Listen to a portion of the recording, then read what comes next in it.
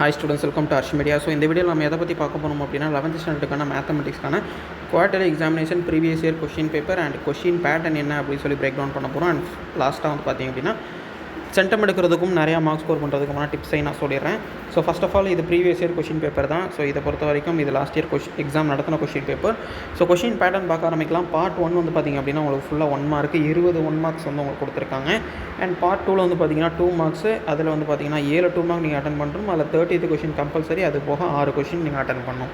And part 3 பொறுத்த வரைக்கும் 3 marks, அதுலேயும் வந்து பார்த்திங்க அப்படின்னா 7 கொஷின், அதில் 40th கொஷின் கம்பல்சரி, அது போக நீங்கள் 6 கொஷின் அட்டன் பண்ணணும் 9ல். பார்ட் 4 வந்து பார்த்திங்க அப்படின்னா 5 மார்க்கு. 5 மார்க்கை பொறுத்த வரைக்கும் 7 5 மார்க்ஸ் அட்டன் பண்ணணும். இது எல்லாமே எய்தர் ஆர் சாய்ஸு. ஸோ அதனால் நீங்கள் என்ன பண்ணணும் அப்படின்னா 1 இல்லை இன்னொன்று 2ல் ஏதாவது ஒன்று அட்டன் பண்ணணும். 7 கொஷினும் உங்களுக்கு கொடுத்துருப்பாங்க. ஸோ இந்த மாதிரி தான் வந்து பார்த்திங்க அப்படின்னா இருக்குது. ஸோ இதில் வந்து பார்த்திங்க அப்படின்னா கொஷின் பேட்டர்ன் 35 21 14 ஃபைனலி 10. ஸோ இப்படி தான் 90 மார்க்ஸ் வந்து கேட்குறாங்க. அண்ட் நம்ம இப்போ ஃபஸ்ட் ஆஃப் ஆல் சென்டம் எடுக்கிறவங்களுக்கு ஒரு சின்ன டிப்ஸை நான் சொல்லிடுறேன். என்ன அப்படின்னா சென்டம் எடுக்கிறதுல நீங்கள் மெயினாக எங்கே மிஸ் பண்ணுவீங்க அப்படின்னா 1 மார்க்ஸ் பார்ட்டில் 1 மார்க்ஸில் உங்களுக்கு 15 1 மார்க்ஸ் வந்து பார்த்திங்கன்னா புக் பேக் பின்னாடி இருந்தால் வரும். கொஷின் ஈஸியாக இருந்ததுன்னா, இல்லைனா 13 to 14 1 மார்க்ஸ் புக் பேக் பின்னாடி இருந்தால் வரப்போகுது. அந்த 5 to 6 1 மார்க்ஸ் நீங்கள் எங்கேருந்து தரவு பண்ண முடியும் அப்படின்னா நீங்கள் கான்செப்ட் பேஸ்டாக தரவாக இருக்கணும். ஜஸ்ட் வந்து எக்ஸாம்பிள் அண்ட் எக்ஸசைஸ் சம்ஸை மட்டும் போட்டு ப்ராக்டிஸ் பண்ணி மனப்பாடம் பண்ணி வச்சிருந்தீங்கன்னா உங்களால் கண்டிப்பாக அந்த 5 1 மார்க்கை போட முடியாது.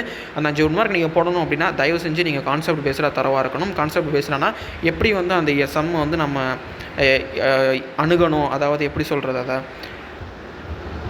அந்த சம்ம நம்ம எப்படி அப்ரோச் பண்ணோம் அப்படின்றத நீங்கள் தெரிஞ்சுட்டு இருந்தீங்கனாலே போதும். ஈஸியாக அவங்களால அந்த 5 1 மார்க்கையும் போட்டுற முடியும். அண்ட் அந்த 30th 40th கம்பல்சரி கொஷின்ஸுக்கும் நீங்கள் என்ன பண்ணணும் அப்படின்னா கான்செப்ட் பேஸ்டாக தரமாக இருக்கணும். அண்ட் பழைய நிறையா ப்ரீவியஸ் இயர் கொஷின் பேப்பர்ஸை ரெஃபர் பண்ணிங்கன்னா உங்களால் நிறைய எந்த கொஷின்ஸ் வந்து கம்பல்சரியாக கேட்குறாங்க அப்படின்றத உங்களால் தெரிஞ்சுக்க முடியும். அது மூலியமாக உங்களால் ஈஸியாக கம்பல்சரி கொஷின் போடவும் முடியும். அண்ட் 2 மார்க்ஸையும் 3 மார்க்ஸையும் பொறுத்த வரைக்கும் எக்ஸசைஸ் எக்ஸாம்ஸை படிக்கிறது மூலியமாகவே 4 to 5 போட்டுடலாம். அண்ட் அதுக்கப்புறம் இன்னும் ஒரு கொஷின் 2 கொஷினும் நான் சொன்ன மாதிரி கம்பல்சரி நீங்கள் கான்செப்ட்டில் தரவாக இருந்தீங்கன்னா உங்களால் போட்டுற முடியும். அண்ட் பார்ட் 4 பொறுத்த வரைக்கும் உங்கள் 5 மார்க்ஸ் பார்ட்டு இது ரொம்பவுமே ஈஸியாக தான் இருக்கும். இதுதான் மார்க்ஸ் ஸ்கோர் பண்ணுறதுக்கே ரொம்ப ஈஸியான வழி. ஸோ சென்டம் எடுக்கிறவங்களுக்கு இதை பற்றி கவலை இருக்க தேவையில்லை.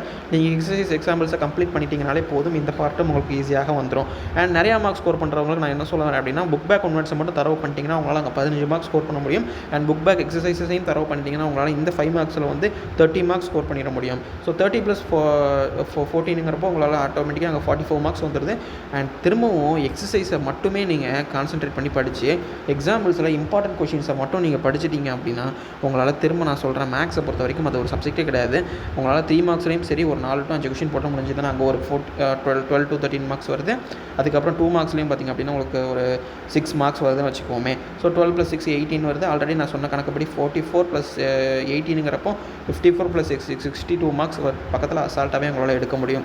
மேக்ஸ் ரொம்ப ஈஸி. 11th பொறுத்த வரைக்கும் சரி, 12th பொறுத்த வரைக்கும் சரி. ஸோ ரொம்ப ஈஸியான ஒரு சப்ஜெக்ட் தான். ஈஸியாக மார்க்ஸ் ஸ்கோர் பண்ணிடலாம். ஜஸ்ட் வந்து பார்த்திங்கன்னா எக்ஸசைஸ் எக்ஸாம்பிள்ஸை கான்சென்ட்ரேட் பண்ணிவிட்டு புக் பேக்கில் இருக்கக்கூடிய 1 வேர்ட்ஸை நீங்கள் படிக்கிறது மூலியமாகவே உங்களால் ஈஸியாக மார்க்ஸ் ஸ்கோர் பண்ண முடியும்.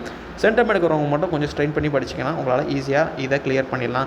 ஸோ இன்றைக்கான வீடியோ அதுதான் ஃப்ரெண்ட்ஸ். இதோட நான் இந்த வீடியோ நான் முடிச்சுக்கிறேன். அடுத்தடுத்து பார்த்திங்க அப்படின்னா இன்னும் physics chemistry biology and computer science அப்புறம் வந்து பார்த்திங்க அப்படின்னா எக்கனாமிக்ஸ் எல்லாத்துக்குமே அப்லோட் பண்ண வேண்டியது இருக்குது. ஸோ அடுத்தடுத்து வீடியோஸ் வந்துகிட்டே இருக்கும் நம்ம சேனலில்.